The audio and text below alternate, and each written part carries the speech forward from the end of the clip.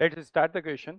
ठीक है, question actually क्या गिवन है? क्वेश्चन है the coefficient of the quadratic equation a x square a plus d x a plus two d are conjugative terms of the positive valued दे रखा है, मतलब positive values है, इसका मतलब ए और डी। ठीक है, मतलब ये a plus d a plus two d क्या होना चाहिए? पॉजिटिव होना चाहिए। इंक्रीजिंग सीक्वेंस, इंक्रीजिंग भी है, पॉजिटिव है इसका मतलब ए पॉजिटिव हो गया, और इंक्रीजिंग है इसका मतलब नेक्स्ट वाला टर्म जो होगा, ठीक है, वो प्रीवियस से ग्रेटर होगा, और अगर वो प्रीवियस से ग्रेटर होगा तो इसका मतलब डी जो है उसका पॉजिटिव होगा।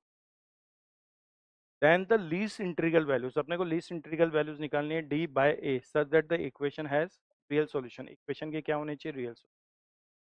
तो भाई हम लोगों ने इसको क्या कर लिया? एजम्पशन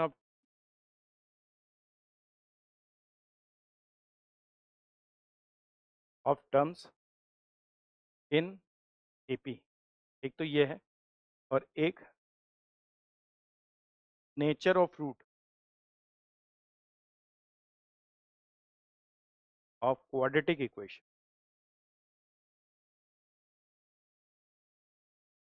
एक्चुअली दो चैप्टर का मिक्सिंग हो गई है इस क्वेश्चन में।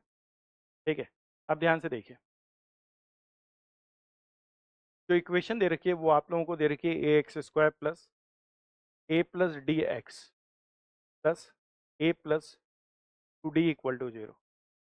और क्वेश्चन ने कहा है कि इसके रूट्स जो हैं, ठीक है, the equation is the real solution. ठीक है, तो इसके रियल रूट्स हैं। अगर रियल रूट्स हैं तो इसका मतलब डिस्क्रिमिनेंट क्या होना चाहिए? Greater than equal to zero. Fine, ये हम लोगों को पता ही है। तो डिस्क्रिमिनेंट जो है वो मैंने लिख दिया ग्रेटर देन जीरो। डी मतलब बी स्क्वायर माइनस फोर ए सी, कुछ इस तरह का टर्म है, और ये क्या होगा? Greater than equal to zero. Open करते हैं तो a square plus d square plus two a d minus four a square minus eight a d. ठीक है, क्वाड्रेटिक जैसा फॉर्मेशन करता है। तो ये मेरे पास डी स्क्वायर हो गया, और ये हो गया सिक्स ए डी, और ये वाली क्वांटिटी हो गई माइनस का three A square greater than equal to. Okay, A square minus. अब आपको जो चाहिए वो किसकी वैल्यू चाहिए? आपको चाहिए डी बाय। ठीक है, मैं ए स्क्वायर कॉमन ले लूँ और उसको जीरो की तरफ शिफ्ट कर सकता हूँ। क्यों? क्योंकि आपने लिखा हुआ है कि ए नॉट इक्वल टू जीरो है। ठीक है, तो ए क्या है? ए नॉट इक्वल टू जीरो है, ये गिवन है क्वेश्चन के अंदर। ठीक है, क्योंकि वो सब क्या है? पॉजिटिव वैल्यूड है। ठीक है, इसका मतलब ए क्या हो गया? पॉजिटिव हो गया, नॉट इक्वल टू जीरो है। ठीक है, अब भाई अगर मैं ए स्क्वायर से डिवाइड कर दूंगा तो ये बन गया, यहाँ मैंने आप लोगों के लिए लिख दिया डिवाइडेड बाय ए स्क्वायर। ये वाली क्वांटिटी बन गई डी बाई ए का होल स्क्वायर माइनस सिक्स। ये क्या होगा? D by. ठीक है, ये क्या होगा? Minus three greater than equal to plus zero. आप इसको परफेक्ट स्क्वायर से भी कर सकते हो या वेवी करो मेथड से भी कर सकते हो। हम परफेक्ट स्क्वायर बना के कर लेते हैं। ठीक है, आपको पता है इसको मैं लिख सकता हूँ डी बाय ए का होल स्क्वायर माइनस थ्री का।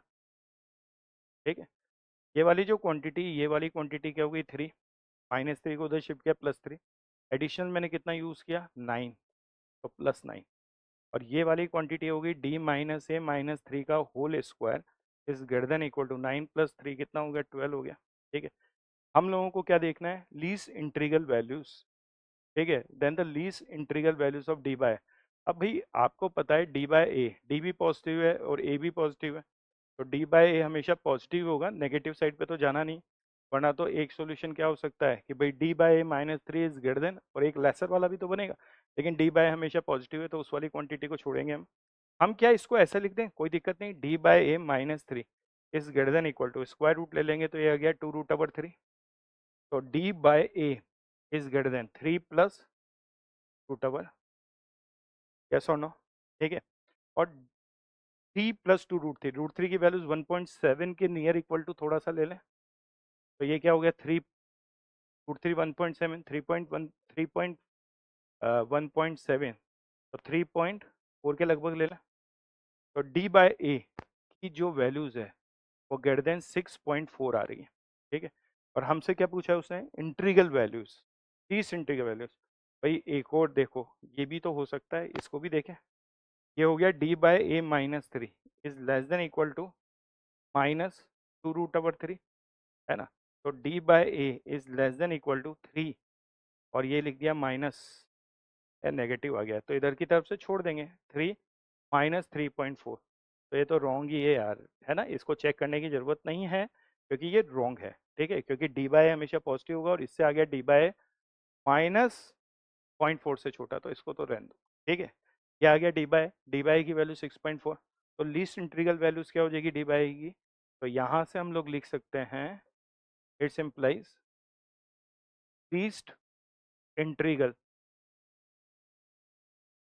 वैल्यू क्या होगी?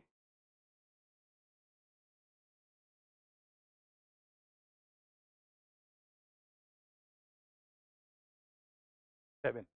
इसका आंसर क्या होगा? इसका आंसर हो गया आपका 7। ओके।